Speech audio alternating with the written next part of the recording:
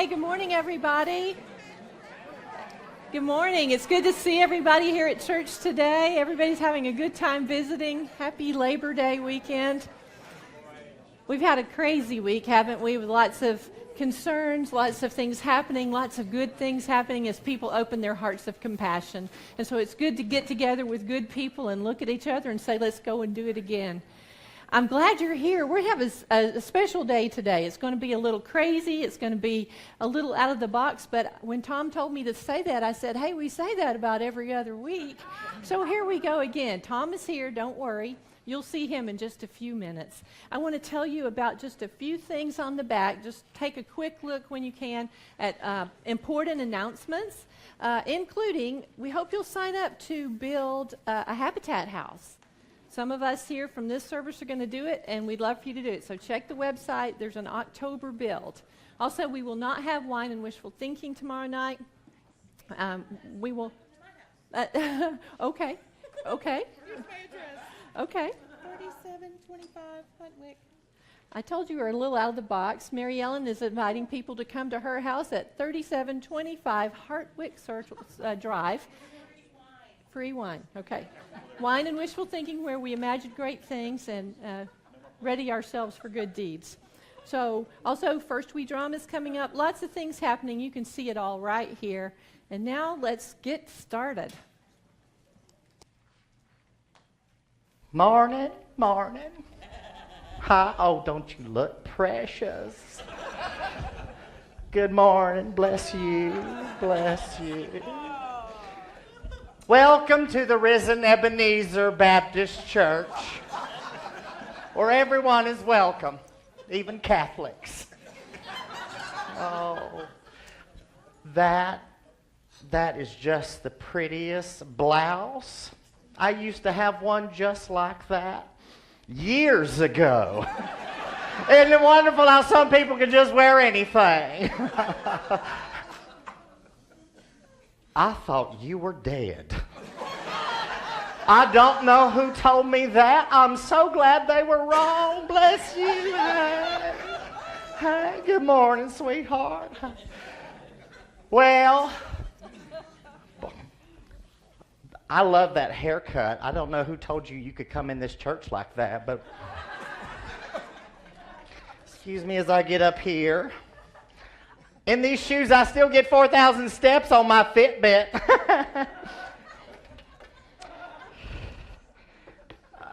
I might need a little help. I brought the wrong purse this morning. Well, we'll just do it. We'll make this short.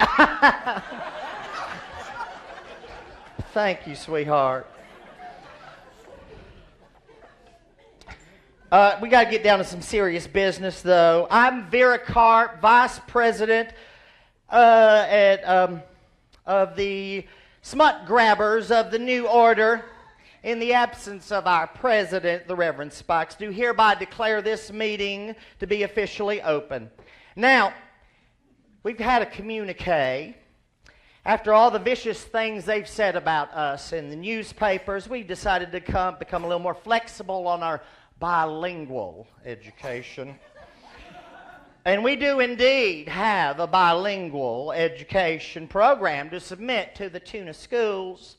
The difference is our program is one of moderation. It entails learning the following Spanish phrases. Habla usted inglés, which means, do you speak English? Cuánto, which means how much? Por favor, envíame un batones para recargar mi equipaje, which is, please send me a boy for my luggage. And the last one is no he pedido esto, which is, I didn't order this. Now that's all the Spanish any red-blooded American needs to learn. Now let's just see the newspapers make fun of that one. Has anybody seen Reverend Spikes? He's still not here. Okay, so I'm going to forge ahead. We need to send out a smut-snatching squad. We need to send out a squad a book snatching squad to the Tuna High School library to check those dictionaries. Now, we have a new list of words that have been declared possibly offensive or misunderstandable to pre-college students. Now, the words are hot, hooker, coke, clap, deflower, and knocker. Now, much soul sword searching, we've got some other words we're going to put under investigation. Well, Spikes, has anybody seen the Reverend Spikes? Thank goodness, here he is. I'm sorry. I hereby turn this meeting over to the Reverend Spikes. Reverend, what does your hat say? Well, Vera, I might have been out just doing a little something before. I'm sorry, folks, that I'm late. I was busy earlier this morning, and you could hold it here for me if you like. Fishers of men. You catch them and God cleans them. Why don't you just hold on to that, Vera? Maybe that'd be helpful there for Lord. you. Well, folks, I'm sorry I'm late. It's been a busy morning, as you can tell, and thank you very much, Vera. But let's get on down to business. Now, folks, we are going to send out a smut-snatching squad to the Tuna High School library. I already told them everything. Well, Vera, that takes away all the fun. What did you do that for? Well, what'd you expect me to do here for 15 minutes? Sit around and sing show tunes? All right, Vera. Now, I don't want to get into any kind of power struggle right in front of all these people Hush, hush. here. The radio people are back there in the back. Oh, there. Arliss, y'all are here already. Well, that's fine. Then I'm ready with the Judge Buckner eulogy, folks. We're going to remember somebody very special, and we're live now, are we? All right, excellent then. Excellent. All right, well, all right. This is the Reverend Spikes of the Risen Ebenezer Church of Greater Tuna, Texas. And I'd like to say a few words about a friend of ours and a friend of Greater Tuna, Roscoe Buckner, who spent his whole life in service to his community and his country and his Lord.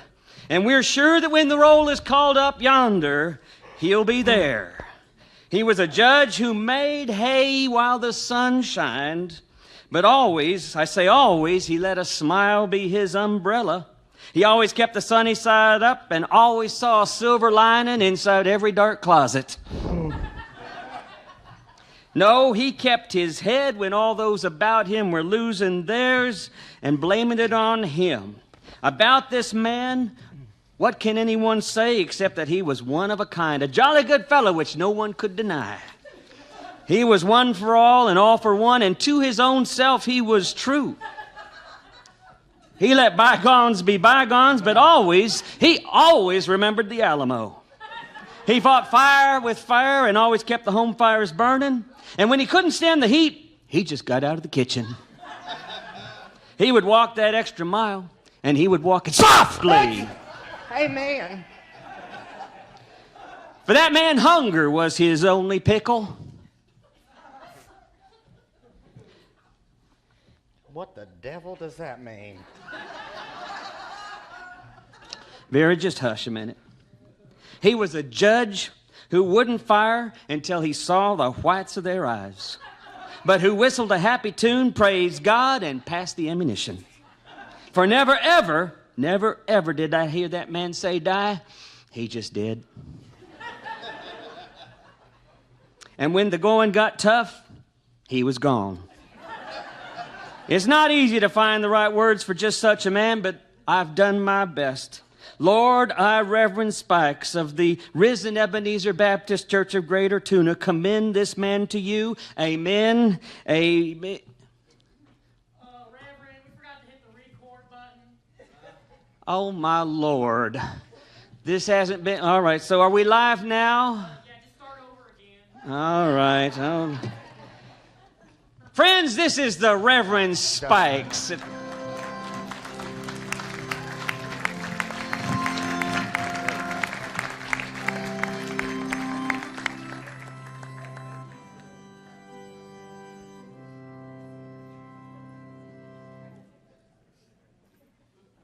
The welcoming candle has been lit. Please read with me the words of welcome. Come, come, whoever you are, wanderer, worshiper, lover of leaving, it doesn't matter.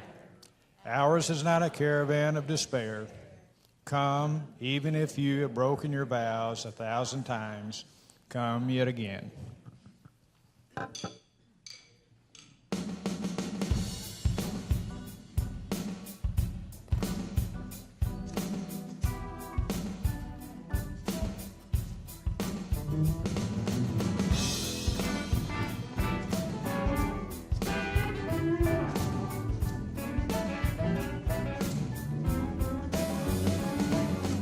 Somebody asked me what it really mean to be true. Somebody tell me what it mean to you. You can't find it in a TV screen. You can't read it in a book, no. You won't see it in the future, no matter how hard you look, y'all. You know, truth ain't hard to find. You know, truth sitting deep inside. You know, truth make you change your minds. Truth may be in disguise. You don't have to go far. The truth is right where you are.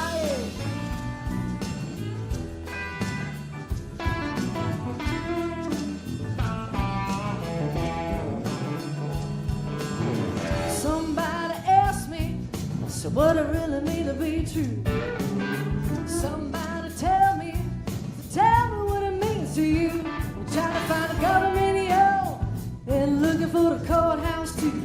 You try to speak it in a cell phone, yo, way to hear it on the radio news. You can't find it in a whisper. You can't find it in a shout, no. You can't find it in a schoolyard. You sing about it in a church house, yeah. I said truth ain't hard to find, you know, truth sitting deep inside, you know, truth make you change your mind. Truth may be in the sky. You don't have to go far. Truth is right where you are.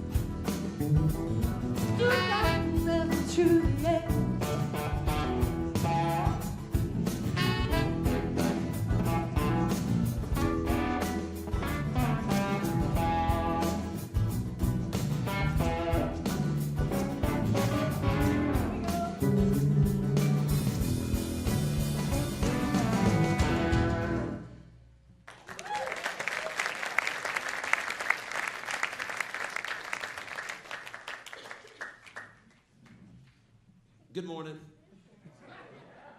We want to invite you good people to stand and sing with us, if you would, please. We're going to do a big number. It's also time to bring your offering to the table if you have one. And here we go.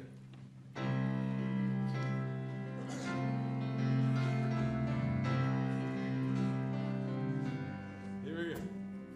There are no steps to this sacred dance, just the feel of your feet on the floor. Arms in the air, as free as your bird, and as simple as a wave on the shore.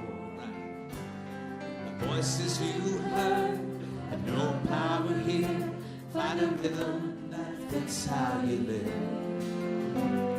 Silence the critical voices inside us that strain our lives through the sin. God in measure and wilderness, grant us the wisdom to dance with creation.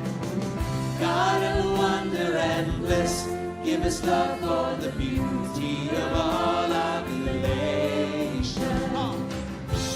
As we stretch out our hands to the heavens so fair, let this dance be our prayer.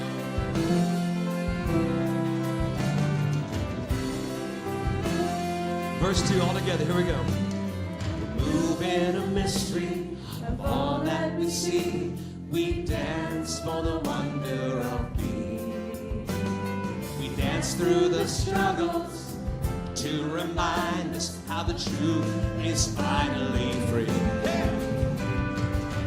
God of pleasure and wilderness, grant us the wisdom to dance with creation. God of wonder and bliss, give us love for the beauty of all our relation. As we stretch out our hands to the heavens so fair, let this dance be our prayer.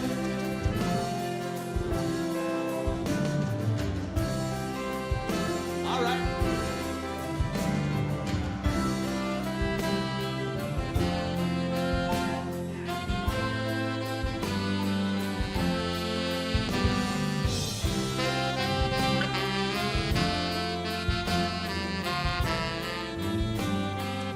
Verse 3 together, here we go.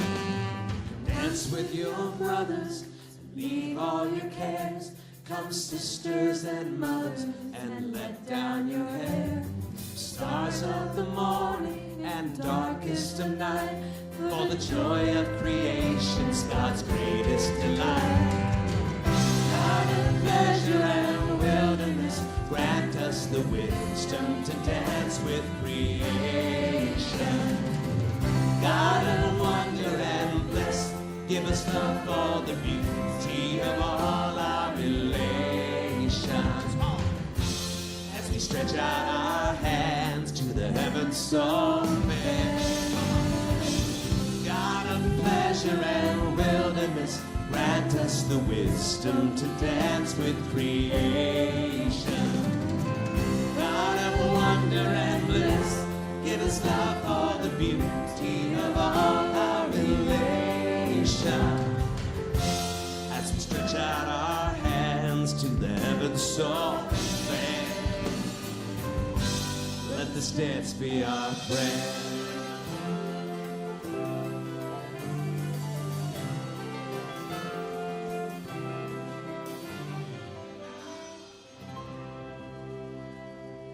Nice work, people. Way to go. Take a moment and offer one another a sign of peace, would you please?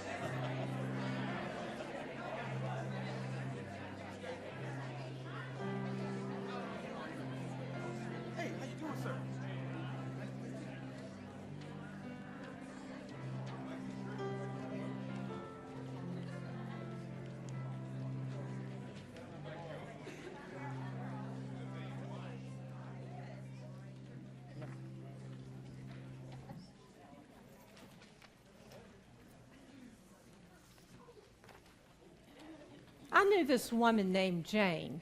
She was ordinary and certainly not perfect. Like the rest of us, she could sometimes engage in a little bit of navel gazing, get all worked up into some kind of existential angst, and sometimes she oversold her opinions on what was wrong with the world. But I loved her. I was intrigued by her.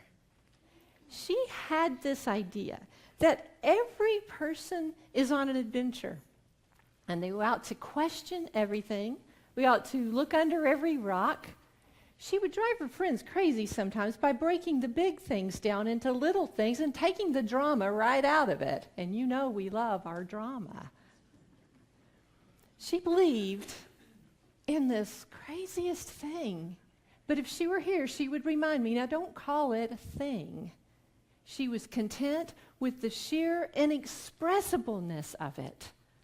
Me, I like data. I like process. I like outcomes. I like best practices. I'm pretty sure that life is some kind of puzzle with some missing pieces out there somewhere.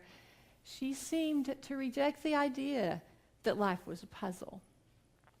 She told me this story once about a woman who went to visit her cousin in the country town in Oklahoma, of all places. She was bored sitting around the house with Cousin Esperanza, so she decided to take a walk. And as she took a walk, she came upon a sign that said, "Land for sale." Now, this land was actually a big field full of weeds. On the left side, there was a little stream that ran through it, and out in the distance, there was a tree. So she starts walking toward the tree. As she walks, she's getting scratched by those little weeds that we all call sand spurs. They were prickly, they were scratching her ankles and getting stuck on her jeans, and she's always moving up and down, picking them off. Now, I'm starting to get kind of bored about a story of a woman walking through a field of sand spurs, so finally Jane stepped it up. And she said, as she walked through the field, this woman, suddenly she was captivated.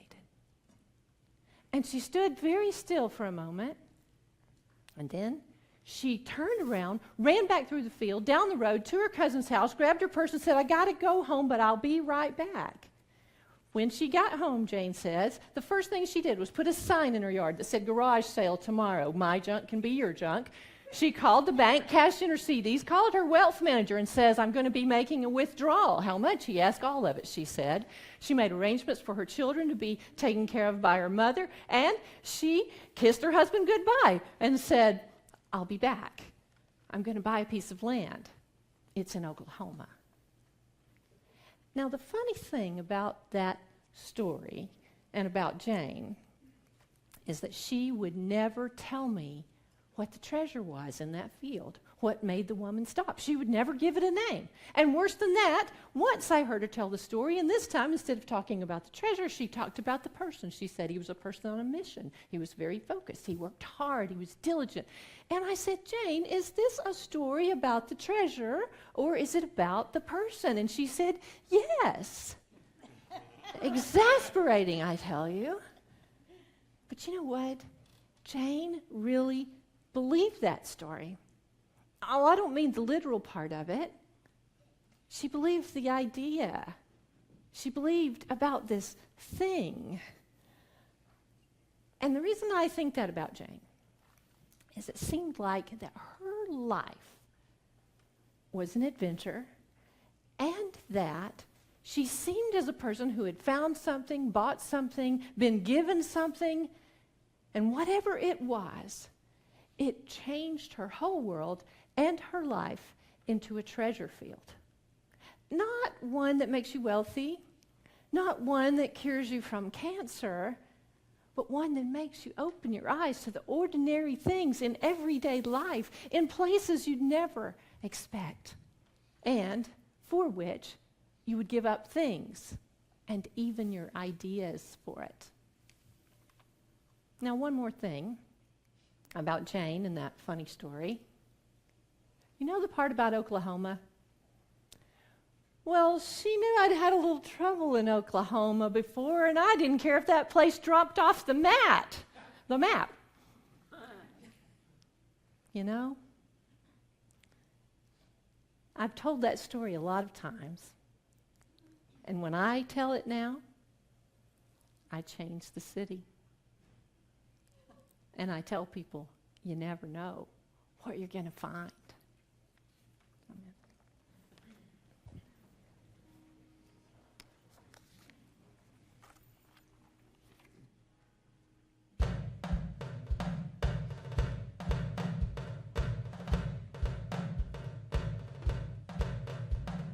Sunburned hot, it burned my eyes, burned so hot I thought I died. Thought I died and gone to hell, looking for water from the deeper well.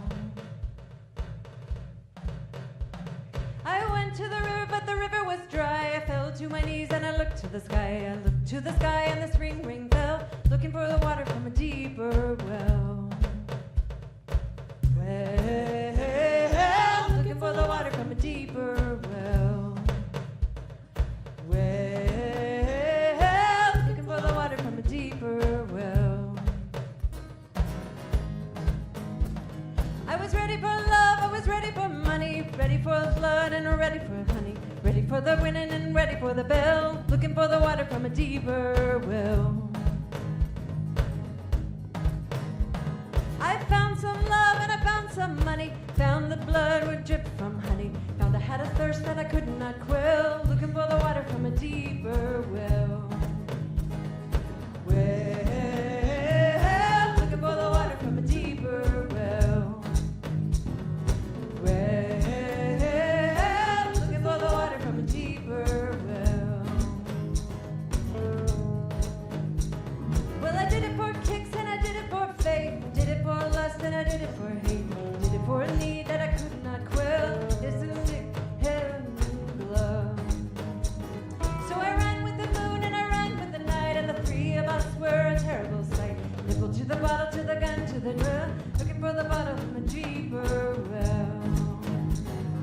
Well, looking for the water from a deeper well. Well,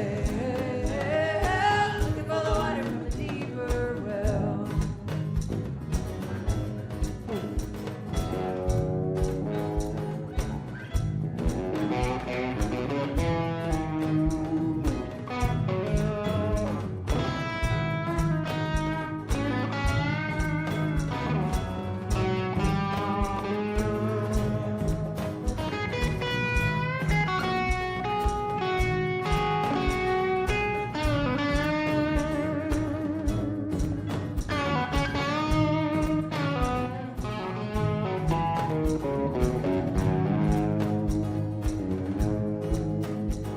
I rocked with the cradle and I rolled with the rage, shook those walls and I rattled the cage. I took my trouble down a dead-end trail, reaching out a hand to the holier grail. Hey there, mama, did you carry that load? Did you tell your baby about the bend in the road, about the rebel yell, about the one that fell, looking for the water from a deeper well? Looking for the water from a deeper well. Well, looking for the water from a deeper well. Well, looking for the water from a deeper well. Well, looking for the water from a deeper well. Well, looking for the water from a deeper well. Well, looking for the water from a deeper well.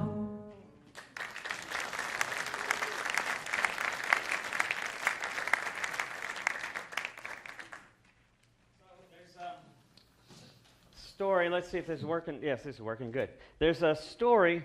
You might. I think I probably told it in here before about my son when he got his. When he went and I was taking karate with him, and he was young and he was sort of excited and 7 years old and already sure he was going to be the next black belt in the class. We started the class late, but it was a good father-son thing. And after we got into the class, it wasn't but a week or two into the class, and he's asking me how long it's going to be before he gets his black belt. And it was a long time ago, and I'd just gotten involved in telling these wonderful teaching stories and such, and practicing on him was like having a blank slate for an audience. You know, I could just kind of try all the material out. And so I told him a story that I thought would help him settle in. I told him this famous story, this old Zen tale about the master whose student came to him and asked him how long it would take before he could be a master archer like his own sensei. And the sensei, I told Tim, I said, the sensei said it would take at least 10 years of hard work. And Tim looked at me as I was telling him the story, and he said, that's a really long time. And I said, that's what the student said to his sensei. So he said, but master, what if I work really, really hard at it? And Tim was like, yeah, that makes good sense. And I said, well, the sensei looked at the student and said, well, then it's going to take you at least 20 years. And Tim looked up at me and said, Dad, that doesn't make any sense. And I said, well, that's what the student said to his master. And so he said, Master, but what if I work really hard? What if everything of my life is devoted specifically to you and your teachings, living and breathing? How long then? And the sensei looked at the student and he said, probably 30 years. Tim said, Dad, and I said, well, the sensei explained to the student and said, the more you are focused on what you're supposed to be doing, the less likely you're going to be doing what you're supposed to be doing. But when you stop focusing on that and just pay attention to where you are, you'll have achieved your goals. And Tim looked at me with his 7-year-old smile on his face and his wide, blank eyes, and he said, okay, but how long before I can get my black belt? You know, Nelson Mandela, when he was released from the prison after 27 years of being in apartheid, after 27 years of being in prison for not being what others expected him to be, after 27 years of being imprisoned, he came out. And one of the first things he said is, it's not that we are afraid of what we are supposed to be. We are afraid of the infinite that is already within us. Was that an indictment on the folks around him? Was it a challenge to the people around him? We live our lives oftentimes in terms of objectifying things, right? Even our experiences get objectified. How long will it take to be this? How long would it take to be that? Somehow already we're in the midst of being who we are, but what does it take to stumble on that? What does it take to actually discover that for the first time, as though, oh my gosh, now I understand everything? Maybe for a lot of us it's like the lottery. You know, we just figure it's going to come eventually. Or we figure maybe if we work really hard at it this way, our odds are better that we're going to experience it. Or if we're just lucky, we'll avoid the next hurricane, or perhaps we'll avoid this. We sort of live our life statistically speaking. When in reality, the infinite is already there. What was it that Meister Eckhart, the mystic, said that when he said, I'm going to try to remember this in German, God wirte and Gott in wirte.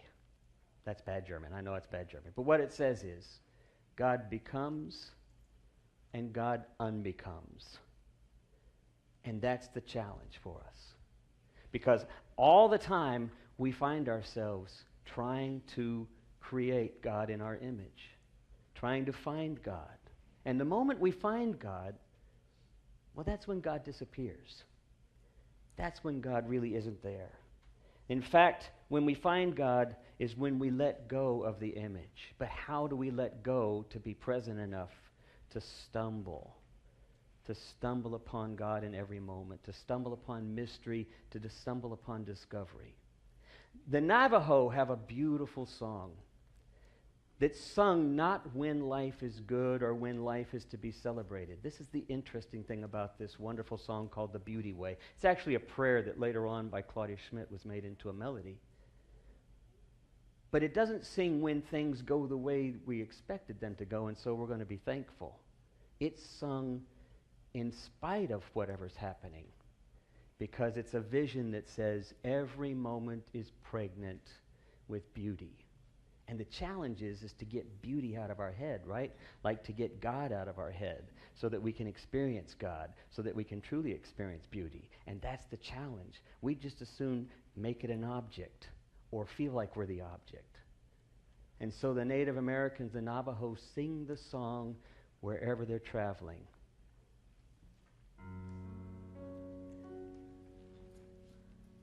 Now I walk in beauty, beauty walks before me, beauty walks behind me, above and below me. Now I walk in beauty, beauty walks before me, beauty walks behind me, above and below. Invite you to join along. Now I walk in beauty. Now I walk in beauty. Beauty walks before me. Beauty walks behind me, above and below me. Now I walk in beauty. Beauty walks before me. Beauty walks behind me, above and below me. Now I walk in beauty. Beauty walks before me.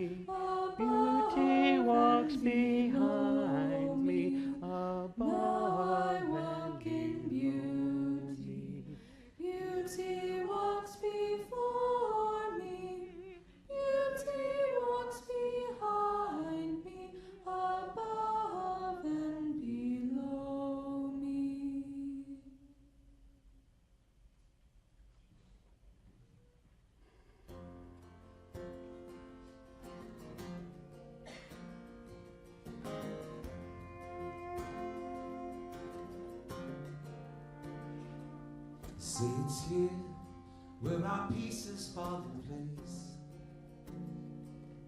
Any rain softly kisses us on our face. Anywhere it means we're running, we can sleep and see them coming. Where we drift and call it dreaming, we can weep and call it singing.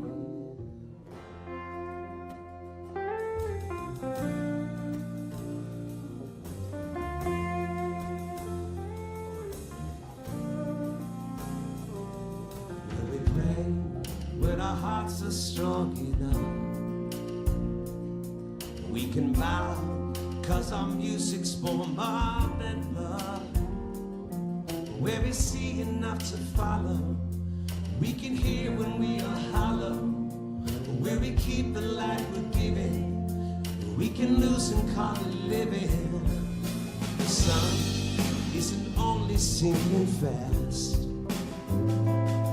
Every night knows how long it's supposed to last. Where the time of our lives is all we have, we're a chance to say before we ease away, for all the love you've left behind, you can have mine.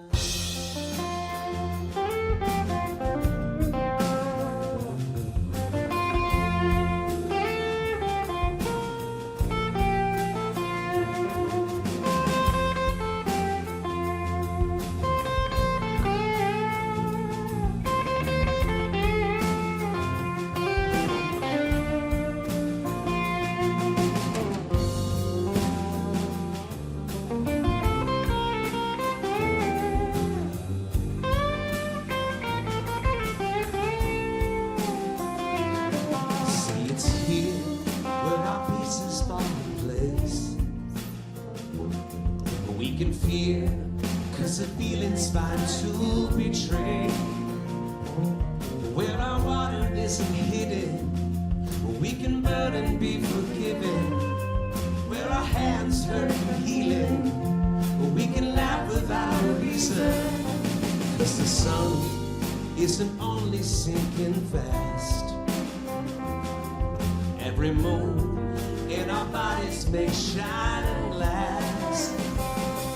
Where the time of our lives is all we have, and we get a chance to say before we ease away, for all the love you've left behind, you can have mine.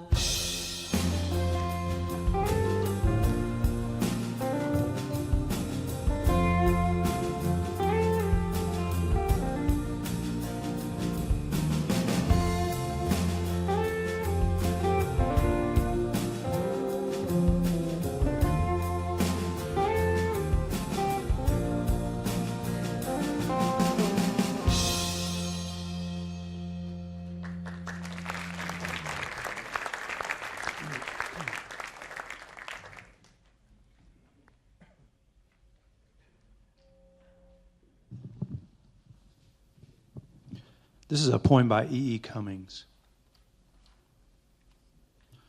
One winter afternoon, at the magical hour when is becomes if, a bespangled clown standing on 8th Street handed me a flower. Nobody, it's safe to say, observed him but myself. And why? Because he was whatever, first and last, most people fear most, a mystery, for which I've no word except alive. That is, completely alert and miraculously whole, with not merely a mind and a heart, but unquestionably a soul. By no means funerally hilarious or otherwise democratic, but essentially poetic or ethereally serious. A fine, not a coarse clown, no mob, but a person. And while never saying a word, who was anything but dumb, since the silence of himself sang like a bird. Most people have been heard screaming for international measures that render all hell rational. I thank heaven somebody's crazy enough to give me a daisy.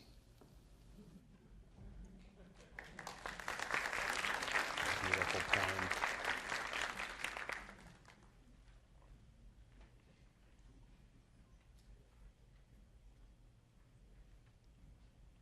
I think y'all know this one, so if you want to sing along.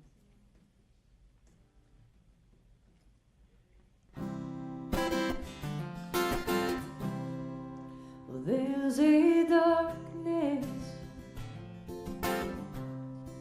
and it is coming to your house,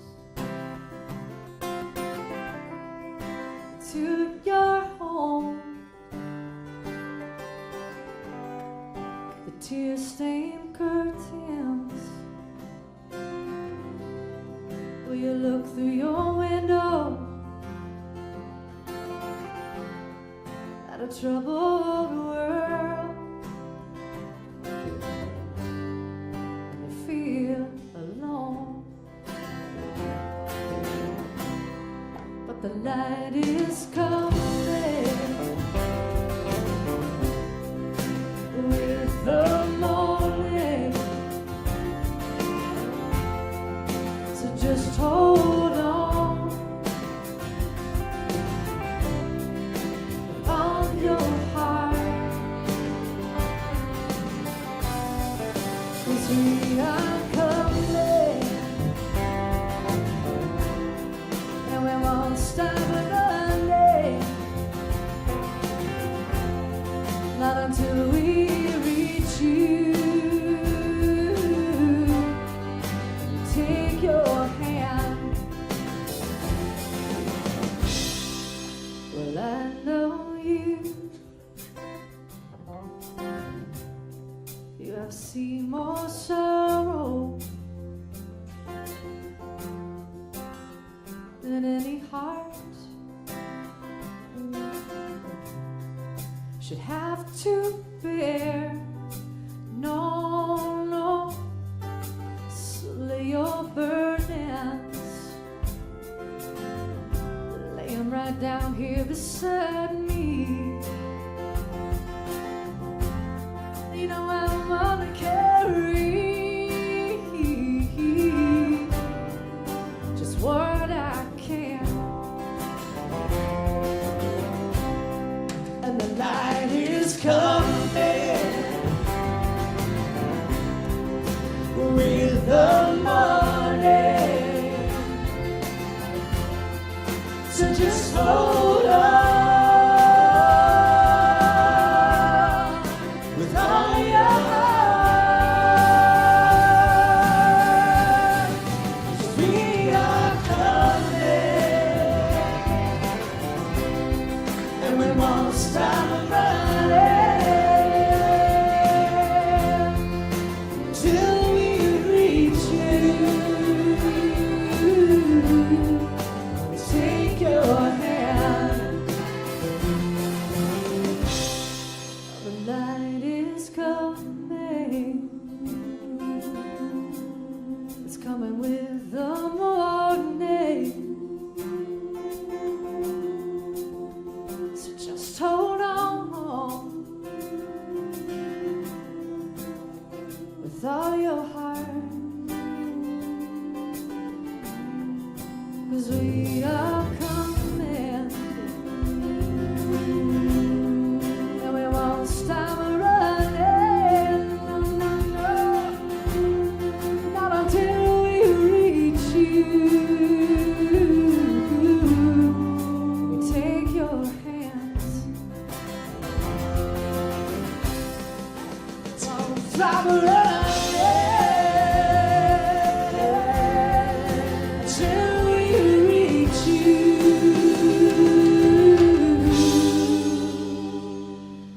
Gonna take your hand.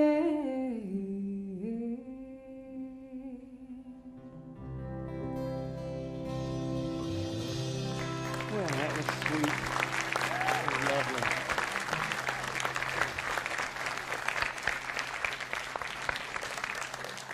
Well, it's so good to have Elizabeth with us this morning, as well as Lauren, Claire, and Jakey, and having you all here this morning. Let's stand for a blessing.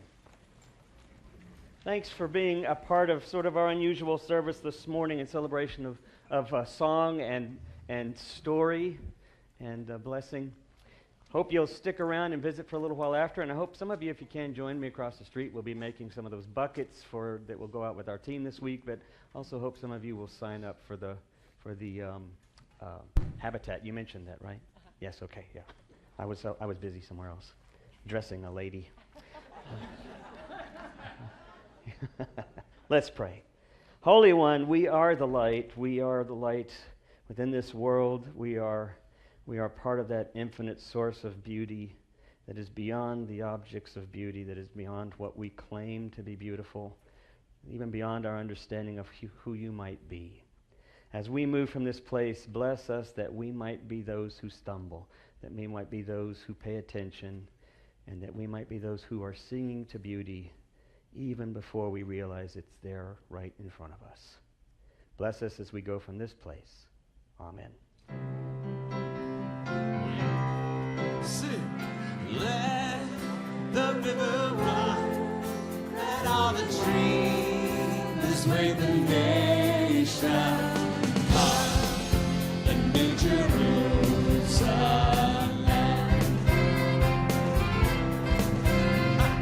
We, the great and small, stand on a star and blaze a trail of desire through the darkening dawn.